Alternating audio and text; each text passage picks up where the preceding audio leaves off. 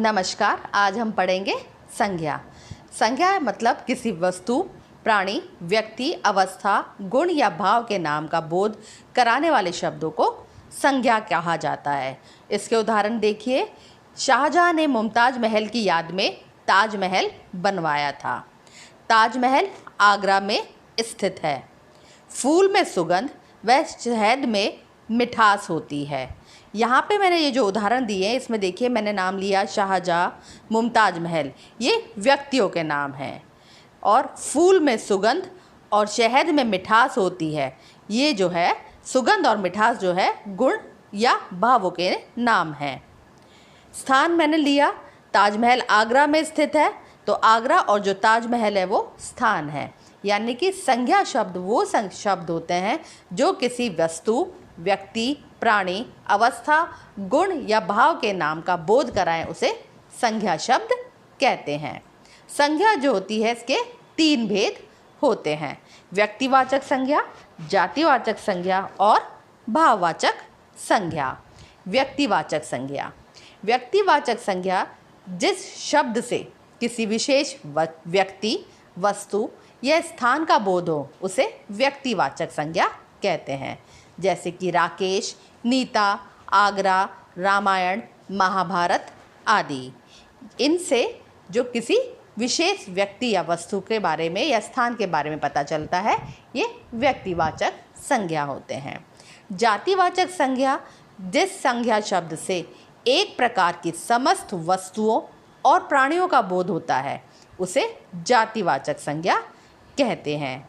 जैसे कि नदी, पर्वत, गांव, फल, फूल, देश, इसे कहते हैं जातिवाचक संज्ञा। भाववाचक संज्ञा जिस संज्ञा शब्द से किसी पदार्थ या प्राणी के गुण दोष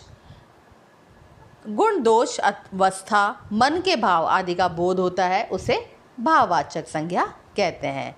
जैसे मैंने एक उदाहरण दिया था कि शहद में मिठास होती है, तो मिठास जो है वो एक भाव है, ठीक है, तो ये भाववाचक संज्ञा है।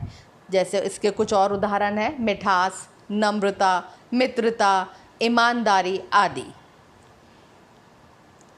भाववाचक संज्ञा की कुछ अपनी विशेषताएं होती हैं।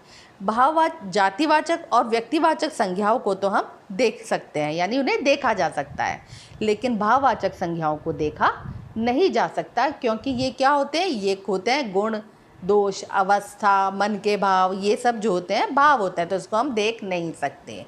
दूसरी बात, विभिन्न प्रकार के शब्दों से भी भाववाचक संज्ञाएं बनाई जा सकती हैं।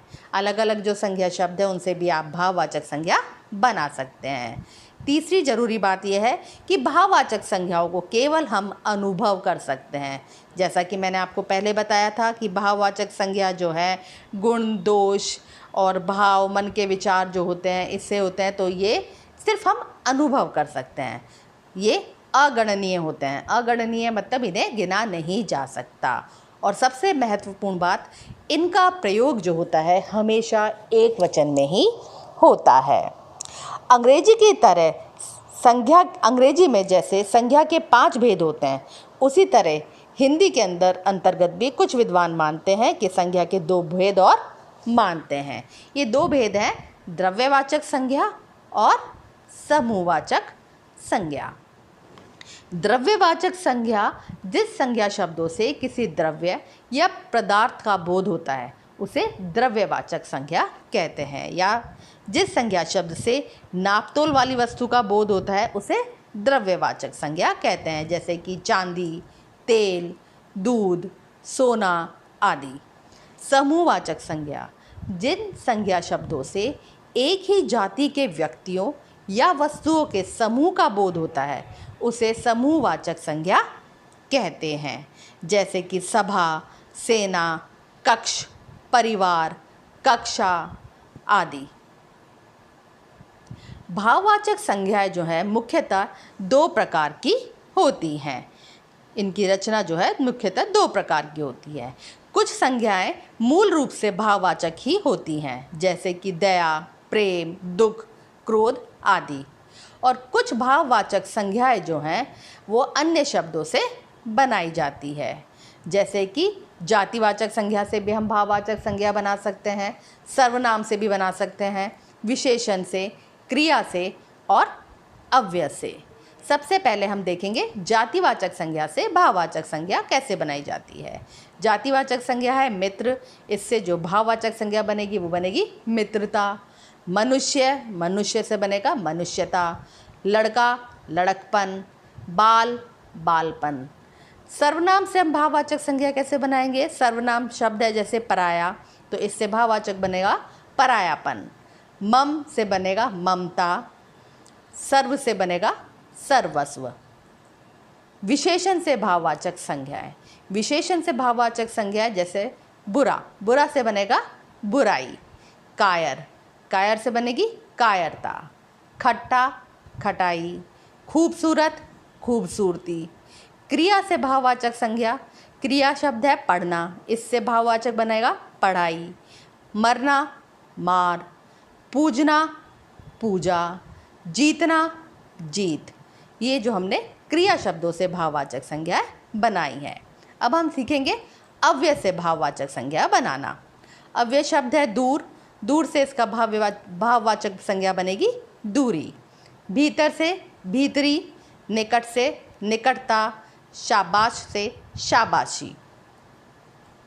आज की इस प्रेजेंटेशन में हमने सीखा कि किसी वस्तु, प्राणी, व्यक्ति, अवस्था, गुण या भाव के नाम का बोध कराने वाले शब्दों को संज्ञा कहते हैं। संज्ञा के 3 भेद होते हैं: व्यक्तिवाचक संज्ञा, जातिवाचक संज्ञा और भाववाचक संज्ञा। भाववाचक संज्ञा का प्रयोग सदैव एक वचन में होता है।